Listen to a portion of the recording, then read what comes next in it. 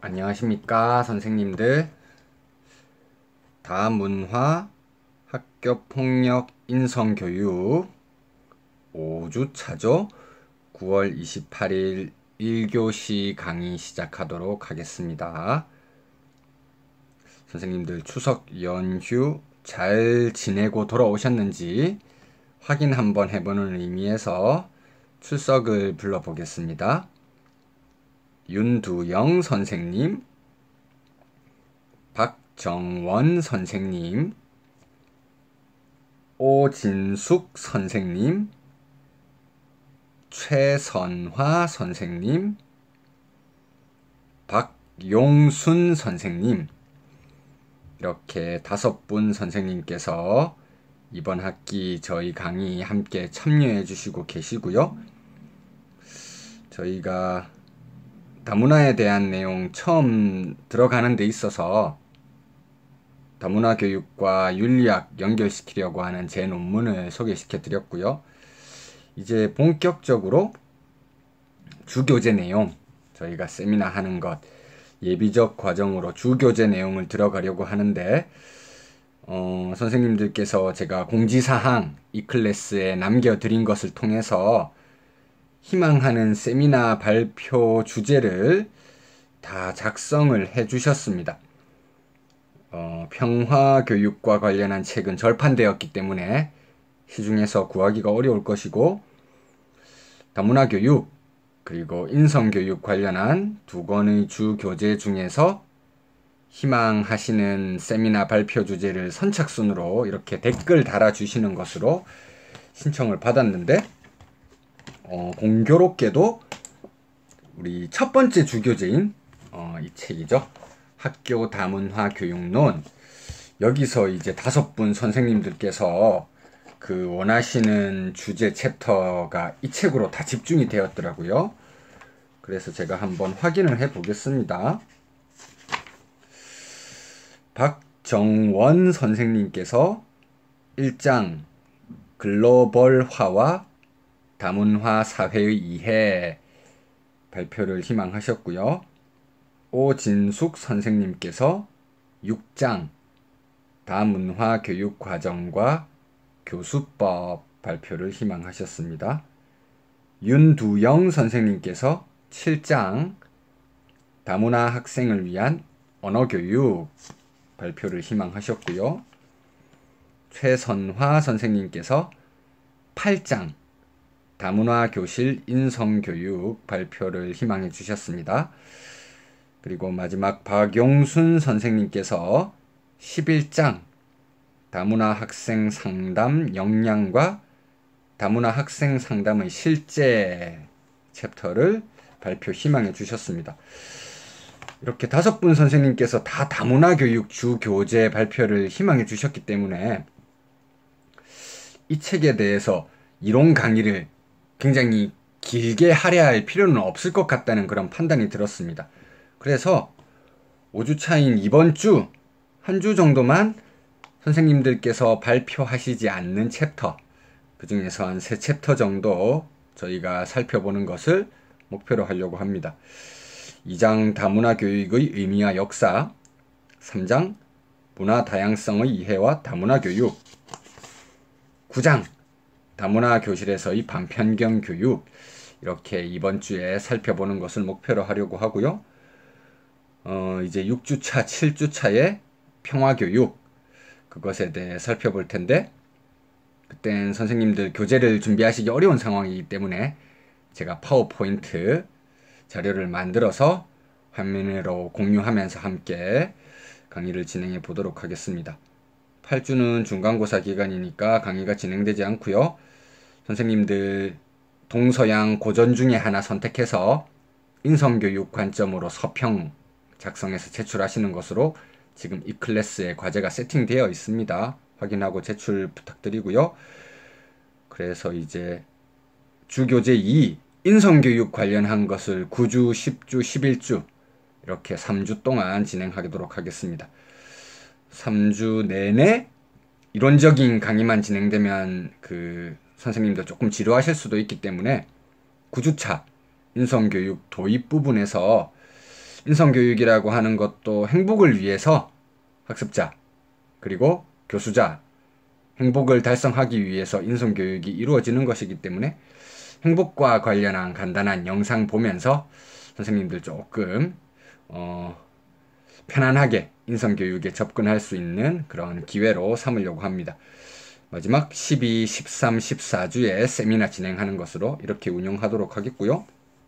오늘 다문화 교육 관련한 강의는 기본적으로 다 주교재를 가지고 계시기 때문에 뭐 판서를 한다거나 파워포인트를 띄운다거나 이렇게 하지 않고 그 유튜브 이제 실제 영상 방송 진행하는 것과 같이 간단하게 그 교재의 내용을 살펴보면서 추가적으로 이야기할 게 있으면 더 이야기하는 그런 방식으로 진행해 보도록 하겠습니다. 2장 다문화 교육의 의미와 역사 이 부분 살펴볼 거라고 말씀을 드렸는데요. 37쪽부터 시작되는 내용이죠. 서울교육대학교 교육학과 교수 박상철 교수님께서 작성해 주신 챕터입니다. 도입부터 한번 보려고 합니다. 도입 38페이지에 나오는 내용이죠. 백인과 유색인을 분리한 공공시설 이렇게 되어 있습니다. 도입활동 위의 사진은 1900년대 초반 미국의 사회상을 잘 보여주고 있다. 어떤 느낌이 드는가? 자신의 느낌을 서로 이야기해보자. 제가 이 도입 부분의 활동 이야기하는 것으로 1교시 강의 시작하는 이유는 사실 선생님들께서 대학원 강의 수강하시는 것을 통해서 이론적 지식을 함량하는 그런 기회도 가질 수 있으시겠지만 또 이제 교육에 대해서 전문적으로 그런 기술을 연마할 수 있는 기회가 될 수도 있잖아요. 실제 학교에서 사용할 수 있는 교육의 자료 확보할 수 있는 기회도 저희 강의 속에서 얻을 수 있을 것 같습니다. 지금 38페이지 정도 되면 학습자들에게 바로 이제 제시할 수 있을 만한 굉장히 유의미한 자료라고 할 수 있겠죠. 다문화와 관련해서요. 다문화 사회 그 진입이라든지 전개가 우리나라보다 훨씬 이전부터 이루어졌다고 하는 미국 같은 경우도 그 다문화에 대한 존중이라든지 이해 이것이 이루어지기 전에 얼마나 불합리한 사회 제도가 공공연하게 이루어져 왔는가 이걸 잘 알려주는 살아있는 자료라고 할 수 있겠죠. 사실 이렇게 불합리한 사회 제도 존재하고 있을 때 그것이 잘못되었다는 걸 공공연하게 알리기 위해서 조금 위험을 감수하면서도 여러 가지 운동이라든지 이런 걸 펼치는 사람들이 있습니다. 우린 이것과 관련해서 시민 불복종, 시민 불복종이라고 하는 개념을 다문화, 꼭 다문화가 아니더라도 사회에서 여러 가지 불합리한 제도나 정책이 공공연하게 실시되고 있을 때 인간의 인권, 자유, 평등 이런 기본적으로 보장되어야 하는 가치들을 심각하게 훼손하는 사회 제도나 정책이 있을 때 그 잘못을 사람들에게 널리 알리기 위한 목적에서 잘못된 법이나 제도를 의도적이고 공개적으로 위반하는 행위를 시민불복종이라고 하잖아요. 학습자들에게 시민불복종의 개념을 소개해 주는 것, 이게 굉장히 좋은 교육의 효과가 있을 것이라고 생각이 듭니다. 그러면 우리가 아무 법이나 정책에 대해서 단순히 개인적으로 마음에 안 든다고 해서 위반하는 것, 이런 것까지 시민불복종이라는 이름으로 이야기할 수는 없는 것이잖아요. 시민불복종이라고 하는 것이 정당화될 수 있을 만한 요건이 있을 것 같습니다. 학습자들에게 시민불복종의 개념 그리고 사례에 대해서 소개해 준 이후에 그러면 이러한 운동이 정당화될 수 있을 만한 조건에는 어떤 것들이 있을까요? 질문을 던져보고 모둠 활동을 진행하게 할 수 있을 것 같습니다. 실제 4가지 정도 시민불복종이 정당화될 수 있는 주요한 요건들이 있습니다. 선생님들께서도 한번 생각해 보시죠. 시민불복종, 부정의한 법이나 정책을 의도적이고 공개적으로 위반하는 행위. 제가 여기서 첫 번째 힌트를 드렸죠. 의도적으로 위반하면서도 공개적으로 위반한다는 겁니다. 자, 이 법이 잘못되었기 때문에 내가 위반을 하는데 개인 차원에서만 위반한다고 하면 사회 전체 사람들이 알게 되는 효과 자체가 없겠죠. 널리 내가 이 법을 어기게 된 이유라든지 이 법이 가지고 있는 부당함, 정의롭지 않음에 대해서 널리 알리려고 하는 성격을 가지고 있어야 된다는 겁니다. 공개성을 가지고 있어야 한다. 암암리에 진행되어서는 어떤 효과도 발휘되기가 어렵다는 것이죠. 첫 번째 성격은 공개성이라고 할 수 있겠습니다. 시민불복종이 큰 효과를 거두기 위해서 반드시 필요한 첫 번째 요건, 공개성이라고 할 수 있겠죠. 그 다음 시민불복종, 개인적으로 마음에 들지 않는 법을 위반하는 것. 자신의 이익을 침해해서 위반하는 경우가 있을 수도 있습니다. 그런데 우리 이거 법에 대해서 불복종했다고 말을 할 수는 있겠지만 전체 시민들의 차원에서 불복종 운동을 펼친다. 이렇게까지 말하기는 어려운 것이거든요. 이익이라고 하는 건 개인 차원의 이익인 사익, 그것도 있을 수 있겠지만 우리가 시민불복종이라고 명명할 수 있으려면 개인 차원의 이익을 뛰어넘는 사회 전체의 이익을 위해서 이런 운동이 전개될 수 있어야 된다는 것이겠죠. 그래서 시민불복종 정당화 요건, 두 번째는 공익성, 이렇게 말할 수 있을 것 같습니다. 첫 번째는 공개성, 두 번째는 공익성, 이렇게 했습니다.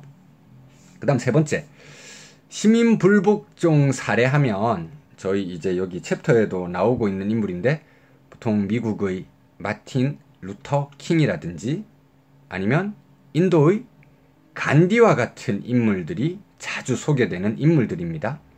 자, 마틴 루터 킹, 간디처럼 시민불복종 사례의 대표 인물로 소개되는 공통적인 특징이 있습니다. 이 사람들이 잘못된 법, 그걸 위반하면서도 폭력적이고 과격한 방식을 활용하지는 않았습니다.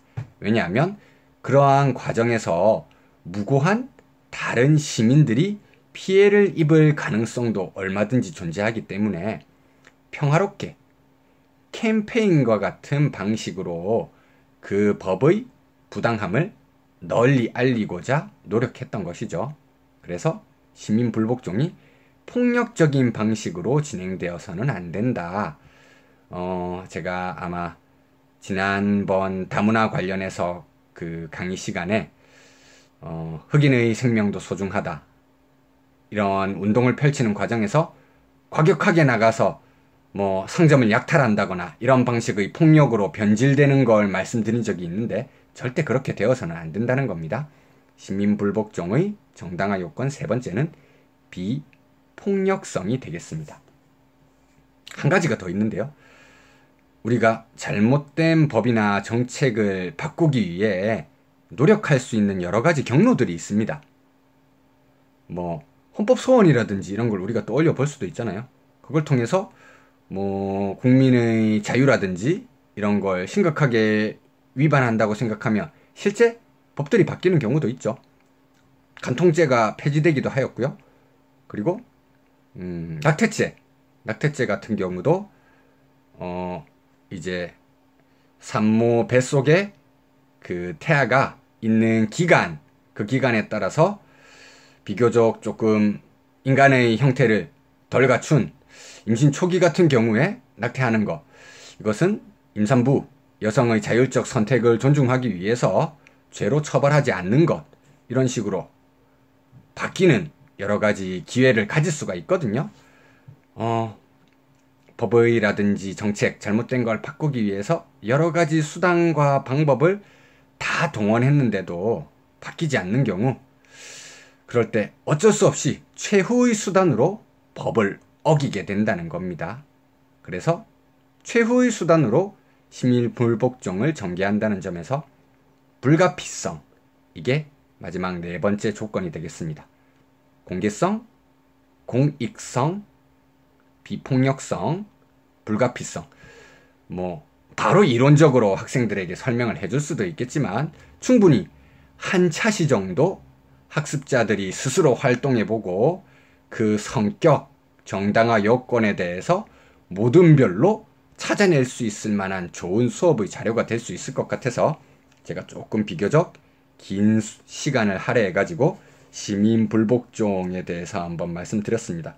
왜냐하면 이번 챕터 자체가 다문화 교육의 의미와 역사라고 해서 이 역사 자체가 부당한 정책이라든지 법률, 특히 다른 인종이라든지 다른 문화에 대해 배척하는 그런 법률들이 공공연하게 있었거든요. 그것을 차츰차츰 없애나가는 과정에 대해서 이 챕터에서 설명하고 있는데, 그 없애나가는 과정 자체가 시민불복종 운동과 결합해서 이루어졌었기 때문에 이런 역사에 대한 것과 시민불복종의 개념을 함께 묶어서 학습자들에게 소개하는 것이 효과적일 거라고 한번 생각을 해봤습니다. 그럼 다문화 교육의 역사 넘어가기에 앞서서요, 다문화 교육의 의미 간단하게 한번 짚어보고 넘어갈까 하는데요. 다문화 교육의 의미에 들어가기에 앞서서 이제 정체성에 대해서 비교적 조금 자세히 언급하면서 다문화 교육과 연결시키려는 시도를 이 글의 초반부에서 하고 있습니다. 정체성이라고 하면 자주 등장하는 교육학자가 에릭슨이죠. 39페이지 보시면 되겠습니다. 에릭슨이 볼 때 정체성은 타인에 대하여 그리고 이 세계 전체에 대하여 생각하고 판단하고 행동하는데 영향을 미치는 것이다, 이렇게 이야기하고 있습니다. 물론 정체성이라고 하는 건 자아와 가장 밀접한 관련을 가지는 것이지만 자신에 대해서 잘 알기 위해선 타인 그리고 세계 전체에 대해서 아는 것 또한 필요하다고 이야기하는 것입니다. 이걸 다시 한번 강조하는 부분이 다음 단락에 나오는데요. 우리 자신의 정체성을 찾아 나가는 데 있어서 가장 큰 영향을 미치는 요인은 사회이다. 그래서 자신에 대해 잘 알기 위해서는 사회에 대한 이해도 필요하다는 것입니다. 그 과정에서 문화적 정체성이라든지 역사적 정체성에 대해서도 이야기하고 있습니다. 그렇게 이야기하면서 다름에 대한 이해가 필요한 것이잖아요. 서로 다른 것들이 긴밀하게 이해하면서 협력하고 교류하는 것에 대한 내용이 40페이지에 나오고 있습니다. 골리크와 친, 정체성이라든지 문화적 정체성이 형성되는 것에 영향을 미치는 요인에 어떤 것이 있을까, 이렇게 이야기하면서 상호 교차성 개념을 강조하고 있거든요. 40페이지에 나오는 네 번째 줄 정도부터 함께 읽어보도록 하겠습니다. 골리크와 친에 따르면 한 인간의 문화적 정체성 형성에 영향을 미치는 요인으로는 민족과 인종, 계층, 거주지, 연령, 능력 면에서의 특수성, 종교, 언어, 성 등을 들 수 있으며 이 요인의 영향을 받아 형성되는 문화적 정체성은 고정된 것이라기보다는 타인 또는 집단과의 상호작용 과정에서 끊임없이 변화하는 것이다. 그런 측면에서 상호 교차성이 강조되는 것입니다. 자, 이러한 분석에 따르자면 다문화 사회라는 것은 우리 자신의 정체성 또는 문화적 정체성을 형성하는데 영향을 미치는 요인이 다양하게 존재하는 사회라고 말할 수 있겠습니다. 자, 그러한 다양한 요인이라든지 그 요인들 사이의 상호작용에 대해서 아래 그림 2-1에서 말하고 있는 것이고요. 이러한 다문화 사회 속에서 중요한 다문화 교육에 대해서도 41페이지로 넘어와서 이야기하고 있습니다. 두 번째 줄에 나오고 있죠. 다문화 교육, 민족과 인종, 계층, 거주지, 연령, 능력 면에서의 특수성, 종교, 언어, 성 등의 차이에도 불구하고 상호 교차성 그 속에 들어갈 수 있는 여러 가지 다양성의 요소를 다시 언급하고 있는 것이죠. 차별 없이 교육받을 수 있도록 하는 활동 또는 그 차이에도 불구하고 바람직한 문화적 정체성을 형성할 수 있도록 돕는 활동이라고 말할 수 있다.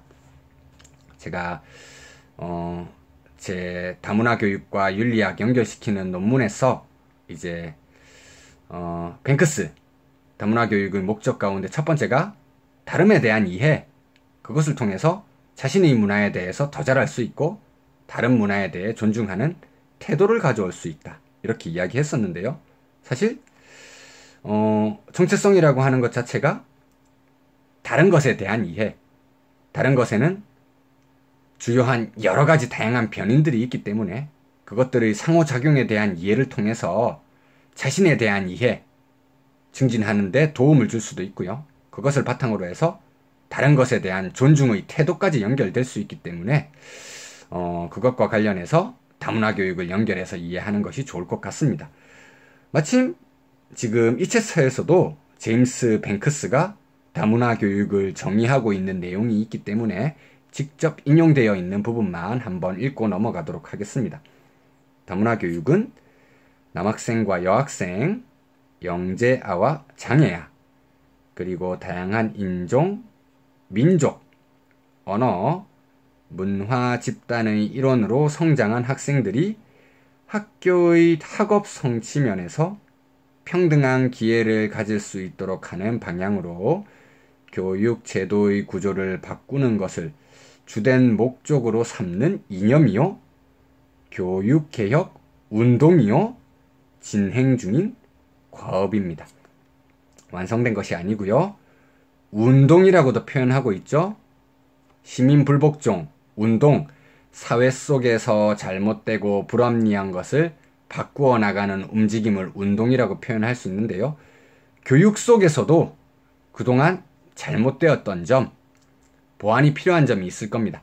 다양성에 대한 이해가 부족했기 때문에 그러한 이해를 조금 더 증진시켜 나가려는 움직임이 필요하다는 점에서 교육개혁 운동이라고도 표현할 수 있는 것이겠죠.